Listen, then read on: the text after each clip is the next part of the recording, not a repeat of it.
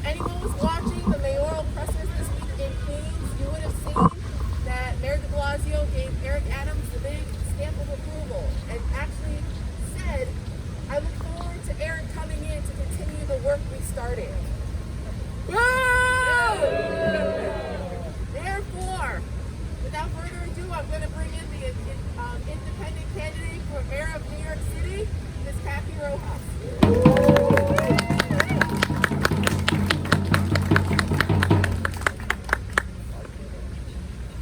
Peace, everyone. My name is Cathy Rojas.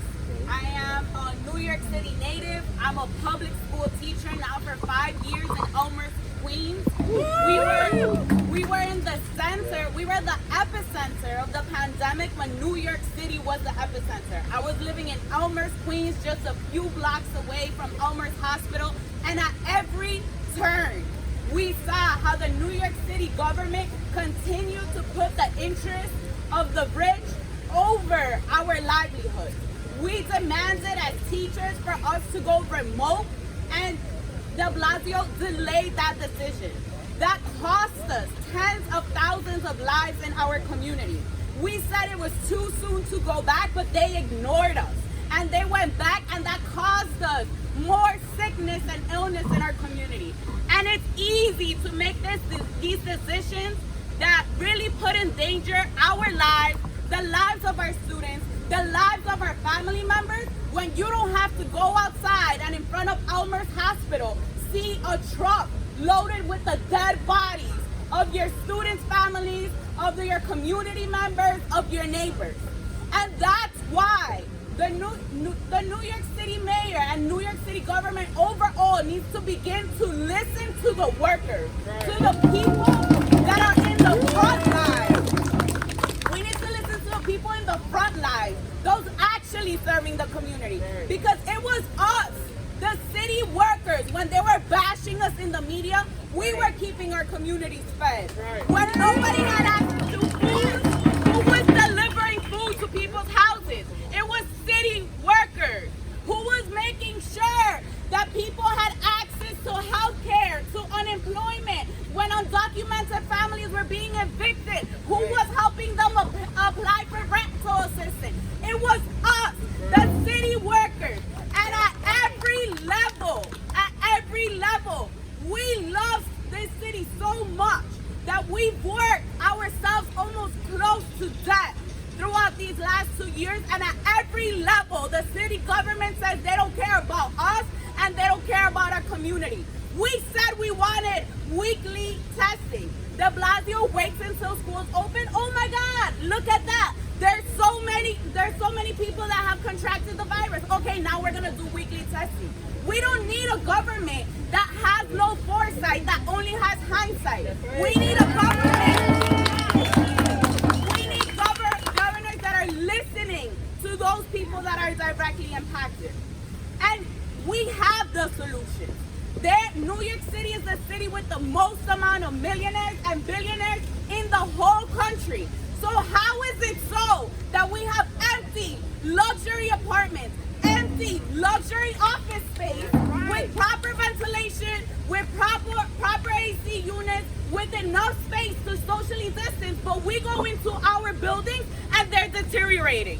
They have mold. Our students don't have access to clean water to drink. There's no way to socially distance because it's impossible. Literally, students are sitting shoulder to shoulder. I mean, there's not even enough seats for the amount of kids that we have. Like, it's literally impossible. And they say we don't, you know what? They had a year and a half to do it, but they didn't do it. Why? Because there's no money, right? But that's why we have to tax the rich.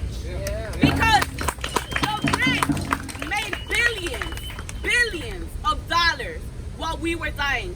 Jeff Bezos made billions of dollars during this pandemic while his workers were in factories fighting for PPE, fighting for track tracing, fighting for their lives. And while we are killing ourselves, making all of their wealth, they reap the benefits and we continue to struggle.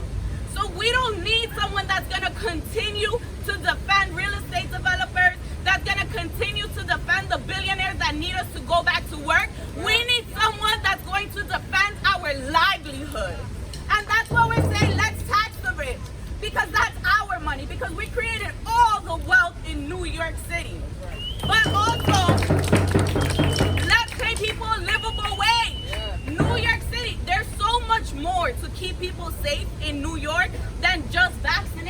Right. We've been talking about the fact that there is no accessible housing in New York.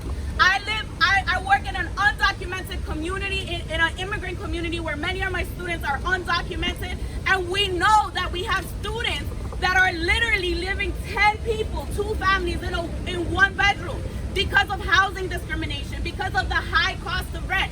Literally, when I'm teaching a history class about the Great Depression and the tenements, they tell me, "Miss, but that's how we live today." Wow. They don't see no difference, right? So then how can you quarantine if you're living in a house with so many people? How could you quarantine when the excluded workers fund just opened in August, so your family members had to continue working this whole time? There's so many other things that need to be met. Housing, food insecurity. We've been shutting down public hospitals for 9 years. Okay, we need to fully fund public hospitals and open more. We need to ensure that we're fully funding NYCHA and public housing.